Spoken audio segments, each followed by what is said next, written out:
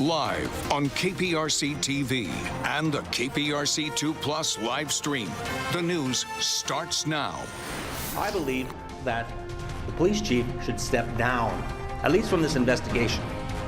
The controversy over HPD's suspension of thousands of sexual assault reports has some activists calling for Houston Police Chief Troy Finner to remove himself from the investigation. Thank you for joining us here at 4. I'm Lisa Hernandez. And I'm Candace Burns. This development comes after the union sent a letter to the mayor and chief requesting for action from an independent group as well as a recusal involving Chief Finner.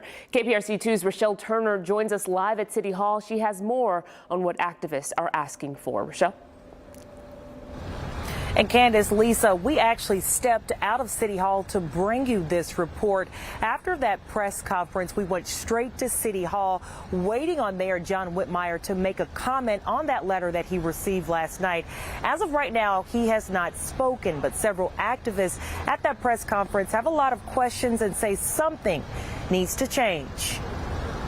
The never-ending story involving more than 4,000 sexual assault reports that were suspended because of manpower at the Houston Police Department continues to raise more questions than answers. This has been going on for 8 years.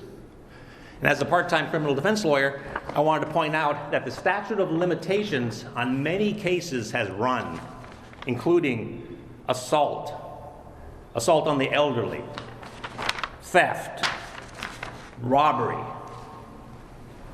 all of these different cases, which even if investigated right now, and they tried to file a case, nothing would happen. Civil rights attorney Randall Callanan stood next to activists and community leaders voicing their concerns over the investigation. Hal Buey is the founder of We the People. In the past 5 to 10 years, HPD received in excess of $60 million of federal money. The question is, what happened to that money? Where did it go? We're asking the mayor, and I was asking in a couple of minutes, is to have an audit of that money. The activists also called out the independent panel Mayor John Whitmire announced last week that is tasked with collecting data and validating what the department is doing. It's not independent. 2 of the people are Houston lawyers.